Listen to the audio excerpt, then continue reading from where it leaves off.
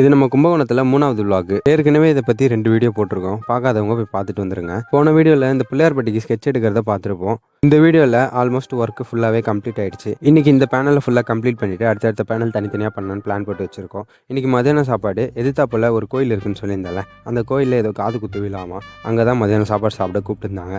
போயிட்டு மதியானம் சாப்பாடுலாம் சாப்பிட்டு முடிச்சுட்டு வந்ததுக்கப்புறம் என்னோட பேனலுக்கான ஸ்கெட்சை நான் எடுக்க ஆரம்பிச்சிட்டேன். ஃபஸ்ட்டு இதோட அவுட்லைனை பென்சிலில் தான் எடுத்தோம். இதுக்கு அடுத்தது தான் டேரெக்டாக ப்ரஷ் வச்சு பெயிண்டில் லைன் கட்ட ஆரம்பிச்சிருவோம். லைன் கட்டி முடிச்சிட்டதுக்கப்புறம் டேரெக்டாக கலர் வைக்கிறது தான். எப்படியோ இது கலர் வைக்கிறது நாளைக்கு ஆகிடும். ஏன்னா போய் பிரிண்ட்லாம் எடுக்க வேண்டியது இருக்குது. எடுத்ததுக்கப்புறம் தான் ஸ்டார்ட் பண்ணணும். இன்னும் கொஞ்சம் ஒர்க்லாம் கொஞ்சம் எடிட் பண்ண வேண்டியதெல்லாம் இருக்குது. அதெல்லாம் பண்ணிவிட்டு ஃபோட்டோலாம் ரெடி பண்ணதுக்கப்புறம் தான் முழுசாக கலர் வைக்க ஆரம்பிப்போம். இப்போ இதில் ட்ரெடிஷ்னலாக தான் பண்ணிகிட்டு இருக்கோம்.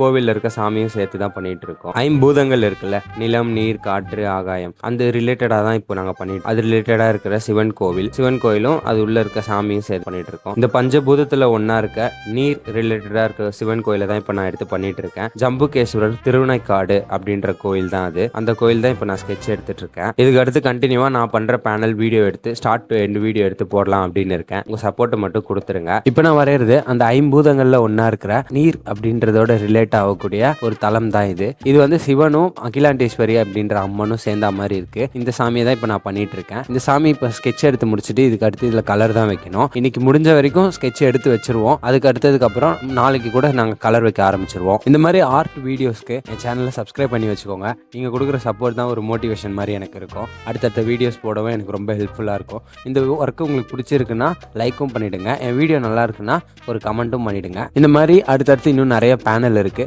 அந்த பேனலில் நான் பண்ணுற ஒர்க்கு மட்டும் உங்களுக்கு நான் இப்போதைக்கு நான் காட்டுறேன். அதுக்கு அடுத்து நம்ம நண்பர்கள் பண்ணுறதும் நான் காட்டுறேன். முடிஞ்சா காட்டுறேன். இந்த வால் பெயிண்டிங் பண்ணுறது கூட ஈஸி தான். ஆனால் இந்த ட்ரெடிஷ்னலாக பண்ணுறது தான் நமக்கு கொஞ்சம் அந்த அளவுக்கு ப்ராக்டிஸ் இல்லை. அதனால இப்போ தான் நான் ஓரளவுக்கு ப்ராக்டிஸ் ஆகிட்டு இருக்கேன். அவ்வளோதான் நண்பர்களே, இன்னைக்கு ஸ்கெட்ச் எடுத்தாச்சு. கலர் நாளைக்கு வச்சிருவோம். அதை நாளைக்கு பார்ப்போம். அடுத்து போய் பிரிண்ட் எடுத்துகிட்டு வரலான்ட்டு போய் கிளம்பிட்டோம். அதுக்கடுத்து அங்கே கரும்பு ஜூஸ் வித்துட்டு இருந்தாங்க. அதையும் குடிச்சிட்டு ராத்திரி சாப்பிட்டு படுத்து தூங்கிட்டோம். இந்த வீடியோவை உங்களுக்கு தெரிஞ்ச யாராவது ஆர்டிஸ்ட் நண்பர் யாராவது இருந்தாங்கன்னா அவங்களுக்கு இதை ஷேர் பண்ணி விட்டுருங்க. அடுத்த வீடியோவில் பார்ப்போம். Tata, bye by.